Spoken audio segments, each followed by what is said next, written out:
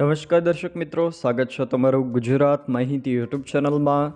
આજના તાજા અને મહત્વના આપ સૌનો ઉપયોગી એવા 20 મોટા સમાચાર વિશે વિડીયોમાં આગળ વાત કરીશું, તો છેલ્લે સુધી જોતા રહેજો। આજના સૌથી પહેલા સમાચાર વિશે વાત કરીએ તો અનુસૂચિત જાતિના નાગરિકો માટે મોટી જાહેરાત કરવામાં આવી છે। અનુસૂચિત જાતિના નાગરિકોને વાહન ખરીદવા માટે સસ્તા દરે લોન આપવામાં આવશે। અનુસૂચિત જાતિના નાગરિકોને આ વર્ષે 4 યોજના હેઠળ ઓછા વ્યાજદરે ધિરાણ આપવામાં આવશે। રાજ્ય સરકાર દ્વારા સ્વરોજગારલક્ષી યોજના, 3 વ્હીલર યોજના, મારુતિ સુઝુકી ઇકો યોજના તથા ટ્રેક્ટર, યાંત્રિક સાધનો માટેની યોજના હેઠળ ધિરાણ આપવામાં આવશે। જોકે લાભાર્થીઓને સ્વરોજગારલક્ષી યોજના હેઠળ ₹2 લાખ તેમજ 3 વ્હીલર યોજના હેઠળ ₹3 લાખ ધિરાણ આપવામાં આવશે। એટલે કે કોઈ પણ નવો રોજગાર શરૂ કરવા માંગતા હોય તો તેમને ₹2 લાખ ધિરાણ ઓછા વ્યાજદરે આપવામાં આવશે। એ જ રીતે કોઈ પણ 3 વ્હીલર વાહન ખરીદવા માટે 3 લાખનું ધિરાણ પણ ઓછા વ્યાજદરે આપવામાં આવશે। જોકે મારુતિ સુઝુકી ઇકો યોજના હેઠળ ₹6.50 લાખ તેમજ ટ્રેક્ટર અને યાંત્રિક સાધનની યોજના હેઠળ ₹7.50 લાખ ધિરાણ આપવામાં આવશે। એટલે કે મારુતિ સુઝુકી ઇકો છે એ ખરીદવા માટે ₹6,50,000ની સહાય 3% વ્યાજદરે આપવામાં આવશે, જ્યારે ટ્રેક્ટર અને યાંત્રિક સાધનો ખરીદવા માટે ₹7,50,000ની સહાય 3% વ્યાજદરે આપવામાં આવશે। ધિરાણ લેવા ઈચ્છુક નાગરિકો તારીખ 23 જુલાઈથી લઈને 17 ઓગસ્ટ સુધી વેબસાઇટ www.sje.gujarat.gov.in/GSCDC વેબસાઇટ પરથી ઓનલાઈન અરજીઓ કરી શકે છે। આમ અનુસૂચિત જાતિના નાગરિકોને સ્વરોજગારલક્ષી યોજના, 3 વ્હીલર યોજના, મારુતિ સુઝુકી ઇકો યોજના તેમજ ટ્રેક્ટર અને યાંત્રિક સાધનો ખરીદવા માટે 3% વ્યાજદરે આ રીતે લોન આપવામાં આવશે। જોકે સ્વરોજગારલક્ષી યોજના છે તેમાં ₹2 લાખની લોન આપવામાં આવશે, જેમાં મહિલાઓ માટે 1%, જ્યારે પુરુષો માટે 2% વ્યાજદર રહેશે। કચ્છના ધોળાવીરામાં ભૂકંપનો આંચકો આવ્યો। ખાવડા પછી હવે રાપરના ધોળાવીરા નજીક ભૂકંપનો આંચકો આવ્યો છે। 10:21 3.6ની તીવ્રતાનો ભૂકંપનો આંચકો નોંધાયો। જોકે આ ભૂકંપનું કેન્દ્રબિંદુ ધોળાવીરાથી 98 કિલોમીટર દૂર નોર્થ વેસ્ટમાં નોંધાયું છે। જોકે કચ્છમાં નવી ફોલ્ટ લાઇનની ચિંતા વચ્ચે વધુ એક કંપન જોવા મળ્યું છે। જોકે આ અઠવાડિયા દરમિયાન કચ્છના વિસ્તારોમાં સતત ભૂકંપના આંચકા નોંધાઈ રહ્યા છે। પીએમ કિસાન યોજનાને લઈને સાવધાન, ખેડૂતોને સરકારની ચેતવણી। કેન્દ્ર સરકારે પ્રધાનમંત્રી કિસાન સન્માન નિધિ યોજના હેઠળ લાભ લેતા ખેડૂતોને ચેતવણી આપી છે। કૃષિ અને ખેડૂત કલ્યાણ મંત્રાલયે ખેડૂતોને સોશિયલ મીડિયા અને અન્ય પ્લેટફોર્મ પર ફેલાતા નકલી સંદેશાઓ અને લિંક્સથી સાવધાન રહેવા જણાવ્યું છે। સાયબર ઠગ કિસાન યોજનાના નામે સોશિયલ મીડિયા, વોટ્સએપ અને SMS દ્વારા નકલી સંદેશાઓ અને લિંક મોકલી રહ્યા છે અને લોકોને છેતરીને ખાતામાંથી પૈસા ઉપાડી રહ્યા છે। જોકે સરકાર દ્વારા ખેડૂતોને તેને લઈને ચેતવણી પણ આપવામાં આવી છે। કોઈ પણ નકલી લિંક કે કોઈ પણ નકલી એપ્લિકેશન ઉપર ક્લિક ન કરવા પણ જણાવવામાં આવ્યું છે। શાળાઓમાં ફરજિયાત CCTV કેમેરા લગાવવા CBSE બોર્ડનો આદેશ। વિદ્યાર્થીઓની સુરક્ષાને ધ્યાનમાં રાખીને CBSE બોર્ડે તમામ શાળાઓમાં હાઈ રિઝોલ્યુશન CCTV કેમેરા લગાવવા આદેશ આપ્યા છે। CBSE બોર્ડ હેઠળ આવતી તમામ શાળામાં મુખ્ય દરવાજા, ગેલેરી, પગથિયા, classroom, laboratory, library, canteen, storeroom, મેદાન સહિતની જગ્યાઓ પર કેમેરા લગાવવા આદેશ આપ્યો છે। જોકે આ કેમેરામાં રિયલ ટાઈમ ઓડિયો વિઝ્યુઅલ રેકોર્ડિંગની પણ સુવિધા હોવી જોઈએ તથા 15 દિવસની રેકોર્ડિંગનો બેકઅપ પણ રાખવો પડશે। ધારાસભ્ય ચૈતર વસાવાની મુશ્કેલીમાં વધારો।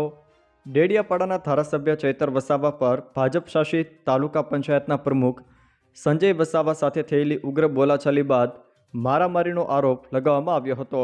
જોકે આ મામલે ફરિયાદ બાદ ચૈતર વસાવાની 5 જુલાઈએ ધરપકડ કરવામાં આવી હતી, ત્યારબાદથી જેલમાં બંધ છે। જોકે હવે ચૈતર વસાવાની મુશ્કેલીમાં વધારો થયો છે, કારણ કે હાઈકોર્ટમાં પણ ચૈતરની જામીન અરજીની સુનાવણી 5 ઓગસ્ટ સુધી મુલતવી રાખવામાં આવી છે। 24 જુલાઈએ સ્વાગત કાર્યક્રમ યોજાશે। મુખ્યમંત્રી ભૂપેન્દ્ર પટેલની ઉપસ્થિતિમાં દર મહિનાના ચોથા ગુરુવારે યોજવામાં આવતો રાજ્ય સ્વાગત ઓનલાઈન જન ફરિયાદ નિવારણ કાર્યક્રમ તારીખ 24 જુલાઈ 2025ના રોજ યોજાશે.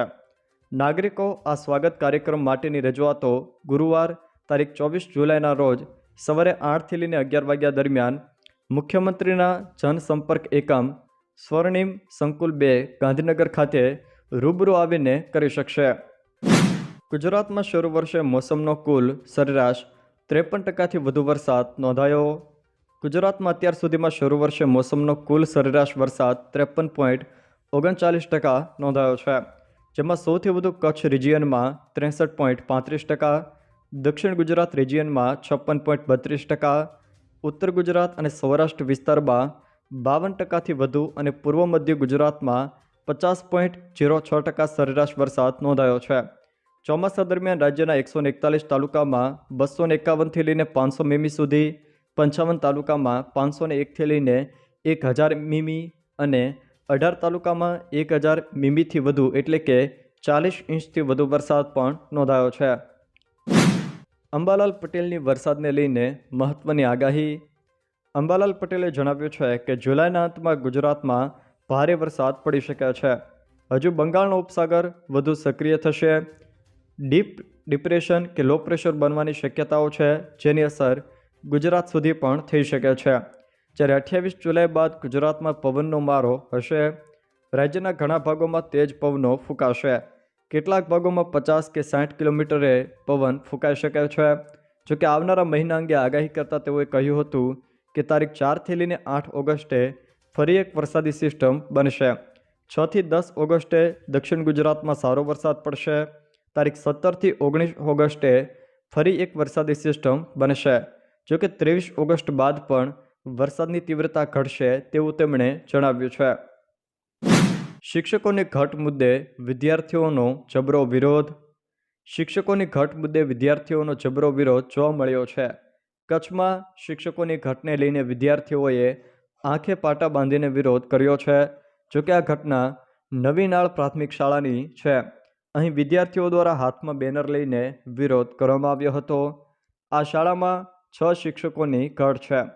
રતનાળ બાદ નવીનાળ શાળામાં વિદ્યાર્થીઓનો વિરોધ પણ સામે આવ્યો છે. શિક્ષકોની ભરતી કરવામાં આવે એવી માંગણી ઉઠી છે. બાળકોના આધાર કાર્ડને લઈને UIDAIની ચેતવણી. UIDAIએ 7 વર્ષના બાળકોના આધાર કાર્ડ અંગે મહત્વપૂર્ણ ચેતવણી આપી છે. જો 5 વર્ષ પહેલાં બનેલા આધાર કાર્ડમાં બાયોમેટ્રિક માહિતી કે જેમાં ફિંગરપ્રિન્ટ અને આંખનો સ્કેન અપડેટ નહીં કરાય તો આધાર નંબર ડીએક્ટિવેટ થઈ જશે. આ અપડેટ શાળાઓમાં પ્રવેશ, શિષ્યવૃત્તિ અને DBT સેવાઓમાં મુશ્કેલી ટાળવા માટે અત્યંત જરૂરી છે. અપડેટ કોઈપણ નજીકના આધાર સેવા કેન્દ્ર પરથી મફતમાં પણ કરાવી શકાય છે. સ્ટેટ બેંક ઓફ ઇન્ડિયાના બેંક ખાતા ધારકો માટે મહત્વનો નિર્ણય. સ્ટેટ બેંક ઓફ ઇન્ડિયાએ ફિક્સ ડિપોઝિટ એટલે કે FDના વ્યાજદરોમાં 0.15% સુધીનો ઘટાડો કર્યો છે. આ ઘટાડા બાદ સામાન્ય નાગરિકોને હવે 3.05%થી 6.45% સુધીનું વ્યાજ મળશે. નવા દર 15 જુલાઈથી લાગુ થઈ ગયા છે. જોકે બેંકની સ્પેશિયલ FD સ્કીમ અમૃત વૃષ્ટિ 444 દિવસની છે, તેના પર 6.60% વ્યાજ આપવામાં આવશે. જોકે વરિષ્ઠ નાગરિકોને 7.10% વ્યાજ દર યથાવત રહેશે. પરેશ ગોસ્વામીની ભારે વરસાદને લઈને આગાહી. જુલાઈના અંતિમ અઠવાડિયામાં બંગાળની ખાડીમાં એક નવી વરસાદી સિસ્ટમ સક્રિય થશે તેવું પરેશ ગોસ્વામીએ જણાવ્યું છે. જોકે આ સિસ્ટમ ઓડિશા, મધ્યપ્રદેશ થઈને ગુજરાત તરફ આગળ વધશે અને આ સિસ્ટમની અસરથી 25 થી 31 જુલાઈ દરમિયાન ગુજરાત પરથી ધીમે ધીમે પસાર થશે અને ગુજરાત પર જોવા મળશે. શરૂઆતમાં સાયક્લોનિક સર્ક્યુલેશનના સ્વરૂપમાં હશે, પરંતુ ગુજરાત ઉપર પહોંચતા તે વેલમાર્ક લો પ્રેશર અથવા તો ડિપ્રેશનમાં પણ ફેરવાઈ શકે છે. 25 થી 31 જુલાઈ દરમિયાન રાજ્યમાં ભારેથી અતિ ભારે વરસાદ પણ નોંધાઈ શકે. જોકે આ વરસાદ કૂવા, બોર અને ડેમમાં નવા પાણી લાવશે અને તેમને ઓવરફ્લો કરી શકે તેવું પણ આગાહી પરેશ ગોસ્વામી દ્વારા કરવામાં આવી છે. બિહારમાં મતદાર યાદીમાંથી 52 લાખ મતદારોના નામ નીકળી જશે. ભારતીય ચૂંટણી પંચ એ બિહારમાં મતદારોની ચાલી રહેલી સર પ્રક્રિયા હેઠળ નવીનતમ આંકડા જાહેર કર્યા છે. આ આંકડાઓ અનુસાર બિહારના 52 લાખથી પણ વધુ મતદારોના નામ 1 ઓગસ્ટના રોજ જાહેર થનારી ડ્રાફ્ટ મતદાર યાદીમાં નહીં હોય. આગામી 3 દિવસમાં આંકડો વધુ પણ વધી શકે છે. ખાસ સઘન સમીક્ષા દરમિયાન મળી આવેલા 52 લાખથી પણ વધુ મતદારો એવા છે કે જેઓ હવે તેમના સરનામા પર હાજર નહોતા. જો દર્શક મિત્રો આ વિડીયો તમને પસંદ આવ્યો હોય તો વિડીયોને લાઇક કરો, તમારા મિત્રો સાથે શેર કરો અને જો તમે અમારી ચેનલમાં નવા હો તો ચેનલને સબસ્ક્રાઈબ જરૂર કરજો, જેથી અમારા આવનારા તમામ વિડીયોની જાણકારી તમારા સુધી પહોંચી શકે.